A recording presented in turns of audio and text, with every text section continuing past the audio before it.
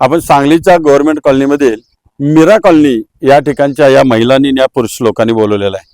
अतिशय वाईट परिस्थिती यांची तक्रार आपण ऐकायला आलेलो आहे रोज एक नवीन विषयाकडे। मावशी आपलं नाव सांगा जरा। निर्मला क्षीरसागर।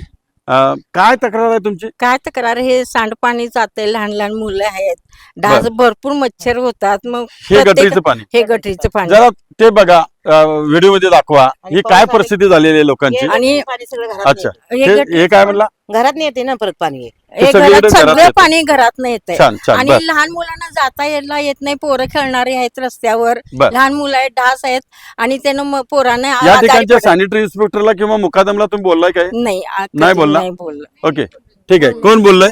आम्ही लेटर सुद्धा दिलेले आहेत कोणाला? भरपूर वेळा त्यांना दिलेलं आहे, पण काय उपयोग झालेला? काही उपयोग नाही झालेला। कुणी इथं येत नाही, बघत नाही, बर काय नाही, इथं चौकशी सुद्धा करत नाही। लहान लहान मुलं आहेत, ही आमची आत पडली तर कोण जबाबदार आहे उद्या? बरोबर। आपलं काय नाव आहे? माझं संगीता संगपाळ। बर दादा, आपलं काय म्हणणं आहे? आपलं नाव सांगा। नचिकेत बनसोडे। नचिकेत बनसोडे। अच्छा, ही परिस्थिती किती घरांची अंदाजे?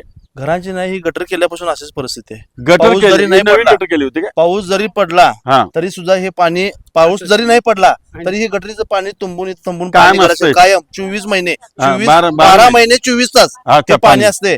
बर. आणि गटर करणाऱ्या कॉन्ट्रॅक्टरनं म्हणजे हे पैसे बिशे खाऊन गटर सगळं वगळ केलाय, तिथं चेंबर केलाय, सगळं पाणी इथं मुद्दाम लोकांना त्रास देण्यासाठी अडवून ठेवलेलं म्हणजे पाणी, काम चुकीच्या पद्धतीने काम केलं। पूर्ण चुकीचं पद्धत केली। बघा या ठिकाणी नागरिकांचं म्हणणं आहे हे काम चुकीच्या पद्धतीने केलंय।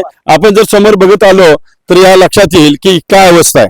जरा आपण या ठिकाणी बघत जावा, जरा इथं बघा ही अवस्था काय। प्रत्येकाच्या घरामध्ये हे सगळे अशी परिस्थिती निर्माण झालेली आहे। आणि या लोकांचं म्हणणं असं आहे की आम्ही या ठिकाणी सगळ्यांना कळवलेलं आहे पण कुणीही लक्ष देत नाही। मी या भागाच्या सॅनिटरी इन्स्पेक्टर यांना विनंती करतोय की ताबडतोब या गल्लीमधली समस्या सुटली पाहिजे।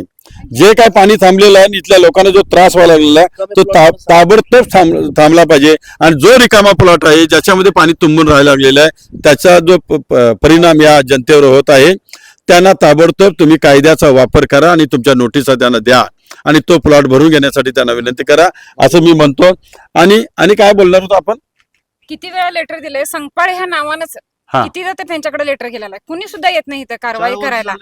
आणि असे प्लॉट भरपूर आहेत बर. जे रिकामी पडलेले आहेत। अनेक ठिकाणी ही समस्या आहे। आणि या ठिकाणी जर बघितलं तर इकडे कसं आतमध्ये या लोकांची अवस्था बघून घ्या की अशी जर अवस्था होत असेल आणि लोकांची त्यांच्या घरामध्ये जर गटरीचं पाणी जात असेल आणि काय करायला पाहिजे जनतेनं, तर मी या भागातल्या सॅनिटरी इन्स्पेक्टरना सांगतो तातडीने निर्णय घ्या आणि ताबडतोब यांची समस्या दूर करा अशी माझी विनंती आहे। धन्यवाद।